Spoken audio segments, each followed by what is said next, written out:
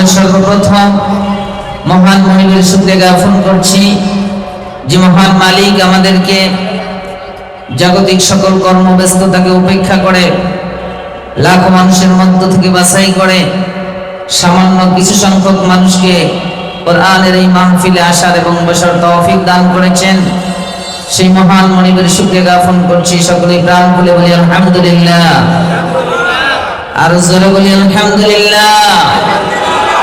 রব্বানা লাকাল হামদ হামদান কাসীরান طيبا مباركا فيه يا ربي لك الحمد كما ينبغي لجلال وجهك وعظيم سلطانك। আমরা প্রশংসা করলাম কার? যতদিন বেঁচে আছি প্রশংসা করব কার? রাজি আছি সবাই? প্রাণ খুলে আবার বলি আলহামদুলিল্লাহ। আমরা আল্লাহ তাআলার শুকরিয়া জ্ঞাপন করে নিলাম। তবে দুঃখের বিষয় হলো এই কোরআনের মাহফিলে কোরআনের দাওয়াত দেওয়ার পরেও আমরা অসংখ্য মানুষ বিমুখ হয়ে উল্টা দিকে ফিরে যাচ্ছি। এটা মোটেও ইমানদারদের লক্ষণ না। কার লক্ষণ না? যারা মুমিন তারা কোরআন শুনলে উল্টো দিকে যাবে না।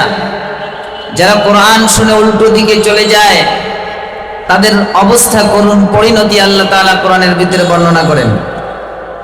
আল্লাহ রাব্বুল আলামিন বলেন, ইদা তুতলা আলাইহি আয়াতুনা ওয়াল্লা মুস্তাকবিরা কাআন লাম ইয়াসমা'হা কাআন্না ফি উযুনাইহি ওয়াকরা ফাবাশশিরহু বিআযাবিন আলীম। আল্লাহ রাব্বুল আলামিন বলেন, যখন তার সামনে কোরআনের আয়াত তেলাওয়াত করা হয়, ওয়াল্লা মুস্তাকবিরা, অহংকার করে গর্ব করে উল্টো দিকে সে চলে যায়, কাআন লাম ইয়াসমা'হা, মনে হয় যেন সে শুনতে পায় নাই, মনে হয় যেন সে কোরআনের এই কথা কোরআনের এই আওয়াজ শুনতে পেল না। কাআন লাম ইয়াসমা'হা কাআন্না ফি উযুনাইহি ওয়াকরা, মনে হয় তার কানের ভিতরে ভুদিরতা ঢেলে দেওয়া হয়েছে। নাউযুবিল্লাহ। কোন যে কোরআনের আয়াত শুনে কোরআনের আহ্বান শুনে সেখানে না বসে উল্টো দিকে ফিরে যায়, তার অবস্থা আল্লাহ এভাবে বর্ণনা করলেন। সর্বশেষ আল্লাহ রাব্বুল আলামিন বলেন, ফাবাশশিরহু বিআযাবিন আলীম। ও নবী, আপনি এই কোয়ালিটির মানুষদেরকে যন্ত্রণাদায়ক শাস্তির সুসংবাদ দেন। বলি নাউযুবিল্লাহ। আর জোরে বলি নাউযুবিল্লাহ। আমার বন্ধুগণ, এই কোরআনের মজলিসে সবাই বসতে পারে না, সবাই কোরআনের মজলিসে আসতে পারে না। কোরআন দেখে কোরআনের আহ্বান ছেড়ে উল্টো দিকে যারা চলে যায়, কোরআনকে যারা অগ্রাধিকার না দেয়, কিয়ামতের ময়দানে এই কোরআন তাকে টেনে জাহান্নামে পৌঁছে দিবে। বলে নাউযুবিল্লাহ। নবী করিম সাল্লাল্লাহু আলাইহি ওয়াসাল্লাম বলেন, মান জাআলাল কুরআনা আমামাহু কাদাহু ইলাল জান্নাহ ومن جعله خلف ظهره ساقته إلى النار। জোরে বলি সুবহানাল্লাহ। আল্লাহর নবী বলেন, যে ব্যক্তি কোরআনকে সামনে রাখবে, জীবনের সব ক্ষেত্রে কোরআনকে যে অগ্রাধিকার দিবে, কোরআনের স্থানকে যে সামনে রাখবে, কিয়ামতের ময়দানে কোরআন তাকে টেনে টেনে জান্নাতে পৌঁছে দিবে।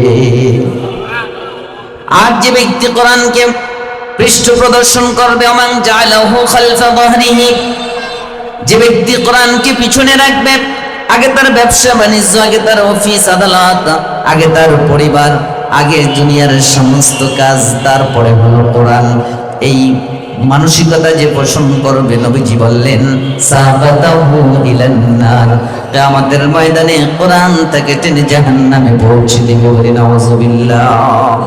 তাহলে আমরা কি চাই? কোরআন আমাদেরকে জান্নাতে পৌঁছে দিক। কথা বলেন, চাই? যদি চেয়ে থাকি তাহলে প্রত্যেকটা মানুষ যার কারণ কুফুরে এই কোরআনের আওয়াজ পৌঁছায়, সে যেন কোরআনের ময়দানে বসে যায়। রাজি আছি সবাই? আমার বন্ধুগণ, তেলাওয়াত করেছি সূরা হুদের 113 নম্বর আয়াত।